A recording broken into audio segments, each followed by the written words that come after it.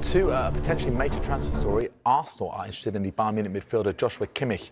According to Sky in Germany, Kimmich out of contract in the summer and he is free to talk to clubs outside of Germany. The 30-year-old is considering his options, although the player signing a new deal in Munich hasn't been ruled out either.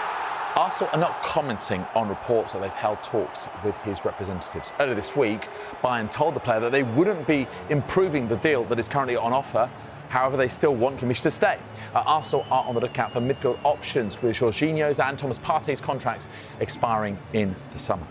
Well, let's get more now. Former Tottenham midfielder Jamie O'Hara joins me now to discuss all the big talking points. Jamie, a very good afternoon to you. Let's get straight to it then. Is the title race done and dusted? Oh, yes, absolutely over. I mean, 100%. It's been a feeble challenge from anyone in the Premier League. Liverpool are going to walk away with it. They've been by far the best team. They've been efficient all season. I wouldn't say they've been, like a Barcelona under Pep Guardiola, or even a Man City. But they've just got it done. They've been so strong defensively, organised. They know how to win games. And, yeah, I just think they're going to run away with it. They've been by far the best side. And Arsenal, Man City, been nowhere near good enough to keep up with them.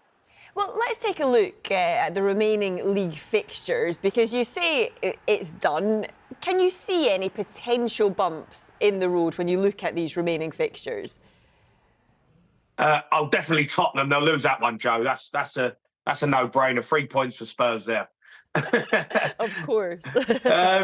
No, look, not really. The Arsenal game could have been, a fantastic match, going into the last few games of the season. But I just think Arsenal have let it go. They've allowed them to get too many points. There's too many games they've got at home as well. They've got home fixtures now, and they're so strong at Anfield, and the fans are going to be behind them. And they're like a 12th man there. So I just think that they've just done enough. They're so good defensively. They're so organised. I've been really disappointed with Arsenal, I have to say. I thought this season would have been a great opportunity for them to really, stake their claim and have a go. Man City have dropped off. We've seen a huge drop-off from them. And Arne Slot's come in his first season, he's come over and he's going to win the Premier League. He's got a massive chance to win the Carabao Cup. He might win the Champions League. Arsenal must sit there and think, crying out loud, what do we need to do to get one over the line? Yeah, and we're going to bring in another graphic, because this shows the earliest title wins in terms of games left. That's a record that Liverpool hold. 2019-20 season, they won it with 7 games left. The gap at 13 points right now. They're on course to win it with 4 games left of the season. I mean, you touched on the fact that it's Arne Slot's first season in charge. There's not a lot of people that at the start of the season will be backing Liverpool to win it with 4 games left to play. Have you been surprised by just how dominant they've been? Yeah, I've been surprised. I'm not going to lie. I think, I don't think anyone would sit there and say that they thought that Liverpool were going to be the team that win the league. I think everyone was still talking Arsenal and Man City. But let's not take anything away from the fact that Arne Slot has come in and done an incredible job. He's changed the way they play. It's rock and roll football under Jurgen Klopp. They'd go and win a game 3-4-0, but then they could get beat. But under Arne Slot, they're a different side. They're organised. They're hard to break down. They're solid in midfield. And when you've got Mo Salah in your team, who, for me, could be a Ballon d'Or winner, absolutely, with how good he's been, they have got the potential, to walk away with all the titles. Let's not forget Champions League. They got to be one of the favourites to win that as well. So, incredible job he's done. Pathetic from everyone else. Arsenal and Man City have been nowhere near good enough. Yeah, because I was going to ask you that. Is it a case of Liverpool just being really good, or has the rest of the league been pretty bad? I think the rest of the league... Well, I wouldn't say the rest of the league. I would say Arsenal and Man City. If you're looking at title challenges at the start of the season, it's Arsenal and Man City. I think the rest of the league has done unbelievable. You look at the teams like Bournemouth, Brighton, Nottingham Forest, all having great seasons. Fantastic. And I think the Premier League has scrunched together the middle table teams who normally would do okay and get 45 points. They're now going to get 55, 60 points, which is amazing. But the teams at the top, they've dropped off. Man City have been miles off it. We know that. It's a rebuild for them. But the biggest disappointment is Arsenal. This was their season. Man City dropping off. This was their season to go and take it. And they haven't done it. They apple crumbled like they always do. And it's disappointing because you wanted a closer title challenge and they've not stepped up to the plate. And I think Arsenal fans are going to be gutted because there's a great chance. And next season, Man City will be back. Yeah, and of course, you've got to give credit to Liverpool. They passed the 100-goal mark in all competitions last night. You mentioned Mo Salah leading that goal charge. You mentioned the Ballon d'Or. Is he the best player in the world right now? And surely they can't let him go on a free this summer. I absolutely think he's the best player in the world. I don't think there's anyone better than Mo Salah in the world right now. You know, we look at people talk about Mbappe. You know, he had a sticky start to the season. He's starting to come good. You know, Bellingham as well has been fantastic. If you're looking at a player who does things week in, week out, his numbers are insane. They are unbelievable how good this guy is. And I think he deserves a Ballon d'Or. You know, we can talk about the AFCON. I know it's been a huge talking point, but Liverpool are going to win the Premier League. They could win the Champions League. You know, they get the Carabao Cup as well under their belt. And Mo Salah is everything about what that club is, epitomises. The ultimate professional, and he deserves to have a Ballon d'Or, in my opinion. His numbers in the Premier League, I would go as far to say that he is the best right winger that the Premier League has ever seen. I can't name anyone better than him. And I mean, in saying that, the second part of my question, how can they possibly let him go this summer? Surely they've got to give him a new contract.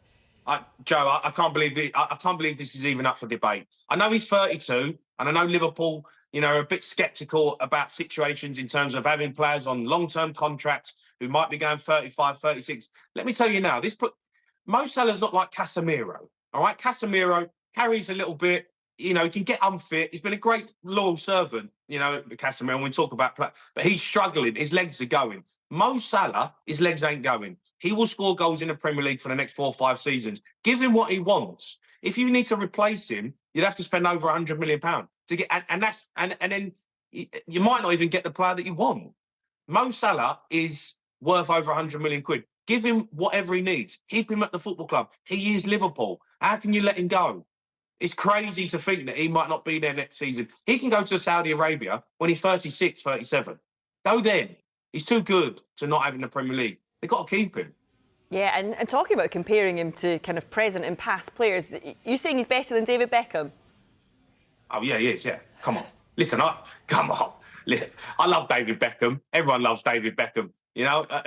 But David Beckham was a crosser. David Beckham would put things in the box in a certain, you know, in an era where it was 4-4-2, get the ball into the box for Ruud van Nistelrooy and players like that. And his crossing was unbelievable. But he's a bit like what Trent is, you know. But Mo Salah, his numbers, his goals, the things he does at the highest level, I think he's the best right winger, and I think he's the best right winger ever in the Premier League. I genuinely do think that. I don't think there's anyone. You could argue Ronaldo. You know, played against him at Old Trafford, played well that day. He only scored 2 goals, but he went to Real Madrid. You know, he went early and he left the Premier League. If you're talking about numbers, every season, guaranteed to get you 20 goals, you know, 30 goal contributions. I don't think anyone puts up the numbers that Mo Salah does. OK, what about Liverpool in the treble then? Because it's just one league game in March. They turn their attention to the EFL Cup final and the Champions League. Can they do it? Do you think they're going to win the treble? Oh, God. Listen, they've got a great chance. I think they beat Newcastle. I do. As much as I'd love to see Newcastle get a trophy, I just think they're too strong, Liverpool, especially in finals. They know how to get it done. And then you look at the Champions League, you know, who's left? Real Madrid. You still argue that they're one of the favourites, even though, you know, they limped through and they put a big performance against Man City. To win the treble is a big one. Would they say it's the real treble? You know, Man City fans would argue that it's not. I would say that I think they'll get to the final of the Champions League. It's just who they get. And on a one-off game, you don't know. If it's Real Madrid, then it's going to be a struggle.